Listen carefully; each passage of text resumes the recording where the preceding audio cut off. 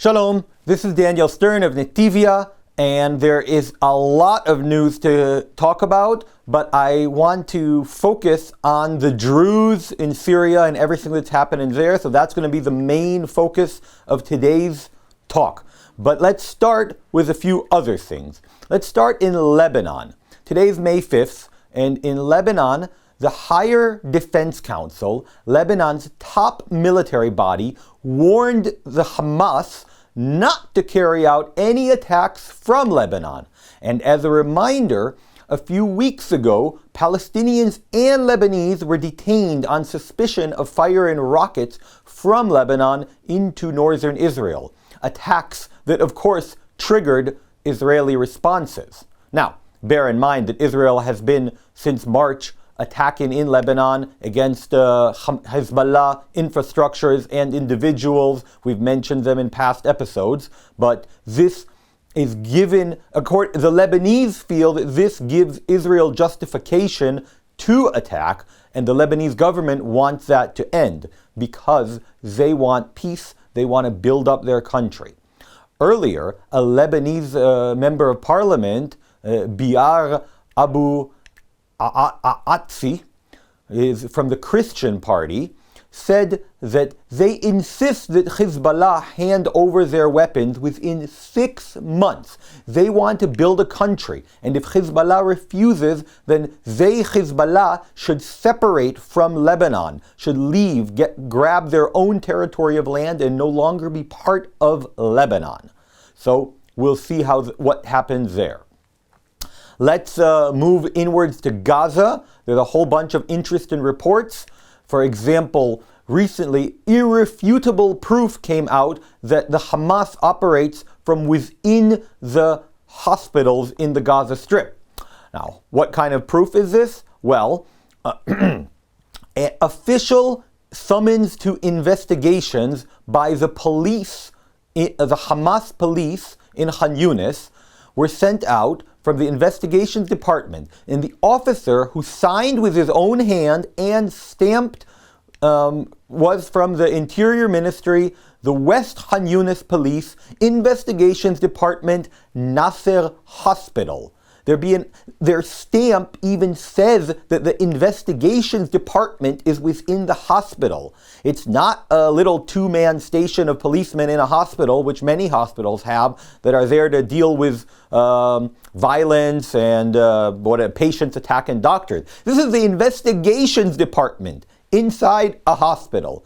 So let's not have any more of the bullshit UN claims that hospitals are not part of Hamas and so on and so forth. It makes perfect sense for the IDF to bomb the Hamas infrastructures wherever they may be, and the blame fully lies on the Hamas for putting their infrastructures and people and arms and weapons inside schools and hospitals and UN agencies.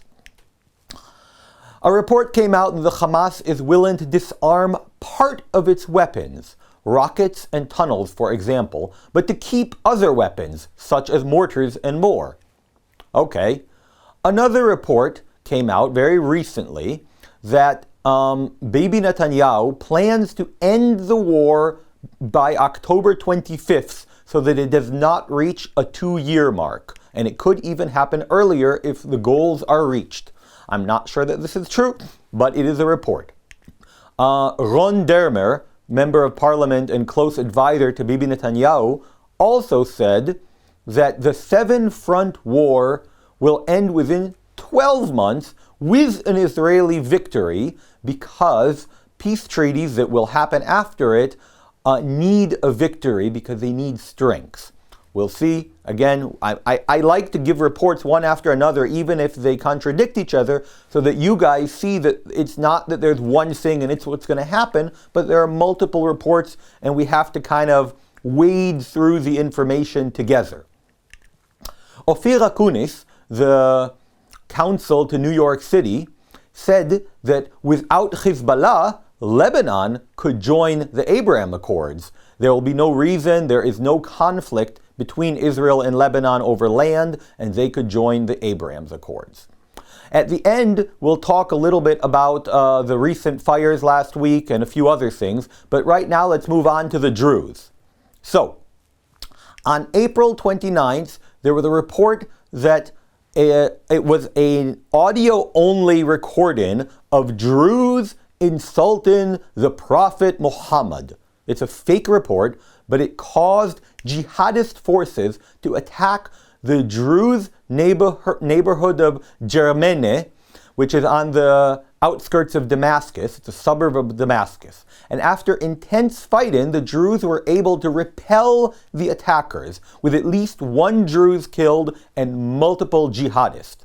By the way, when I say jihadists, I mean the HTS, the forces that took over the country, the forces of Muhammad Ashara al-Jolani, who is now the president, and some of those jihadists are incorporated into the army. Others are used as attack hounds and bullies by the government, which allows them to not take blame. Official government forces then entered to settle the situation. On April 30th, with dawn, more jihadist forces invaded the Damascus southern suburb of Asharfati, Tatsania, which is a suburb there, and many died on both sides. Around noon, government forces entered to remove both of the external forces. So you can see here that the government is releasing its hounds to cause violence, and then they can come in with an excuse to say, oh, we're going to stop the violence, we're going to clear it out, we're going to clear out the Druze forces and our own hounds, and that way they can take over the territory. In this situation, they wanted to clear it all out. Anyways, Israeli drones attacked the government forces, including armored vehicles, which threatened the Druze forces. And the Druze from Jabal al-Druze, which means the mountain of the Druze, we've spoken about it before, and from the Hermon mountain, sent reinforcements to assist. But due to the distance that they have to travel, they encountered many ambushes and took heavy casualties. That said, armed Druze from Asveda, I'll take a moment and explain a little bit about the geography. Asveda is the southeastern district of Syria, which is controlled by the Druze. And in it is Jabal al-Druze, the mountain of the Druze, which is what they consider their main settlement, capital. And this, of course, only refers to the Syrian Druze, because the Israeli Druze and the Lebanese Druze have different areas of importance and figures of importance. But anyways, continuing. Armed Druze from the Asveda district headed to Germene in Damascus to help their brothers. And there are reports of Israeli aircraft attacking the government forces. There are reports of strikes against the Syrian army, al-Jolani's forces, and against the HTS Islamists at the Damascus suburbs. And there are 8 dead among the Islamists and or Syrian forces. Now, there are many, many interesting things going on. Druze from Israel broke through the border between Israel and Syria and entered Syria in order to give aid to their Druze brothers. Wounded Druze from the battlefields were airlifted from the Damascus suburbs to the Ziv hospital in Sfat, in Israel, airlifted by, of course, the Israeli Air Force. Now, let's go a little bit deeper into the politics there. So, there are 2 main leaders of the Syrian Druze. There's Chachmat al-Khajri, who, by the way, the word Chachmat is very close to the word for wisdom or smart in Hebrew, but anyways, just thought of that. He's the spiritual leader of the Druze in Syria. And he released a proclamation that the Druze can no longer trust the Syrian government due to the murders in Damascus and Asveda, that they are worried that the government will massacre them just like they did to the Alawites on the coast. And for more information on that, check out our March 16th episode where we talk extensively about the massacres of the Alawites that were ignored by the world, by the UN, and by all of the progressive left that care so much about every single Palestinian who is killed, but ignores thousands killed around the world. In contrast to him, there is a younger leader named Lis al-Boulas, who has met with the president Ashara, the president al-Jolani, president of Syria, and he supports handing over the Druze weapons and incorporating the Druze into the government forces. He is less popular, has less influence, but in any case, there are these two approaches within the Syrian Druze, which isn't surprising because generally the Druze are extremely loyal to whatever country they're in. Here in Israel, the Druze are of the most loyal that can be. In Lebanon, the Druze are loyal to Lebanon, and in Syria, they're loyal to Syria. So the proclamation of the wiser, older leader that they can no longer trust and rely on the government could be a game changer. In any case, after Israeli airstrikes on the Syrian forces, it seems that there is some respite in the violence. But, nevertheless, hundreds of IDF soldiers, Druze soldiers, are demanding of the Israeli government to allow them to enter Syria and protect their families, their relatives there, the Syrian Druze. And Defense Minister Israel Katz warned President al-Jolani to stop the attacks on the Druze, and he did so with an airstrike on the Syrian presidential palace in Damascus. Druze here in Israel are demonstrating and blocking traffic, demanding that Israelis honor their pledge to aid the Druze in Syria. Now, there are reports of a ceasefire in Netivyah, and the government forces entered to police the place. But in fact, they executed dozens of people, arrested people, insulted the elders, and harassed the women. As a result, many have fled to the Hermon mountain range. And an agreement was reached to allow the government forces into Asveda, but because of what happened in Netivyah, Syrian forces moving forward to Jabal al-Druze in the hopes that the Druze will allow them in and allow them to police the area are being rebuffed. And the Druze military council in Netivyah declared that it opposes any entrance of al-Jolani's forces into Netivyah and supports Chachmat al-Khajri as well as the continued defense and opposition in their district to the Syrian forces. Now, another very interesting development that I don't have much information on is that Turkish aircraft entered Syria. As we know, Turkey has a border with northern Syria. Turkish aircraft entered Syrian airspace and warned Israel aircraft by, the way that pilots do, by flying near them, by sending messages due to their exercises about continuing the airstrikes. And this could be a very, very serious development if Turkey and Israel get into a hot conflict.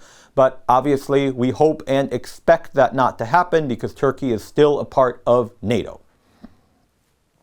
Prime Minister Benjamin Netanyahu spoke with the spiritual leader of the Druze in Israel, Sheikh Mawaqf Tarif. The Sheikh thanked Netanyahu and Israel for their position to defend the Druze and the bombing of the presidential palace in Damascus. So overall, we have a very volatile situation, and whether the Syrian government will in fact be able to take control of the Druze area and as a result take away Israel's, so to speak, tool, weapon, card of the Druze, then we'll see what happens. Already the relationship between the Kurds and Israel has weakened slightly, at least on the surface. What happens under the surface is unknown to me. But Israel is hoping that Syria will become a country, a federal country of autonomous zones, such as the Kurdish zone, the Alawite zone, the Druze zone, and so on, thus weakening the Sunni and Shi'i Muslims in Syria, the jihadist forces, the ISIS forces, from being a threat to Israel. We'll have to wait and see what happens. Moving on. Last Wednesday, there was major fires in Israel. Wednesday was the Memorial Day for fallen soldiers, and the fires started at the exact same location which fires started last week. Firefighters the previous week and investigators concluded that it was arson. So far, most of the mainstream legacy media is not willing to go on record and claim and say that these fires are what they are, which are terrorist activities, arson. They are done in order to attack Israel, the land, the people. They are done to disrupt the life in Israel, as it was with the fire on Wednesday, which caused all of the Independence Day celebrations to be canceled, that and the very strong winds that day. And consequently, the woke progressive left, as always, is not willing to see the truth and call it what it is. This is terrorist activity. But some of the dumbos on the left like to call it climate issues. Oh well. In any case, one can see from the maps that the fires magically skip the Arab villages in Judea and Samaria and only go near the Israeli forests and settlements. Over 100 firefighter units were deployed, as well as over 24 aircrafts. On Road 1, the main Jerusalem-Tel Aviv highway, cars were abandoned and burned as people fled.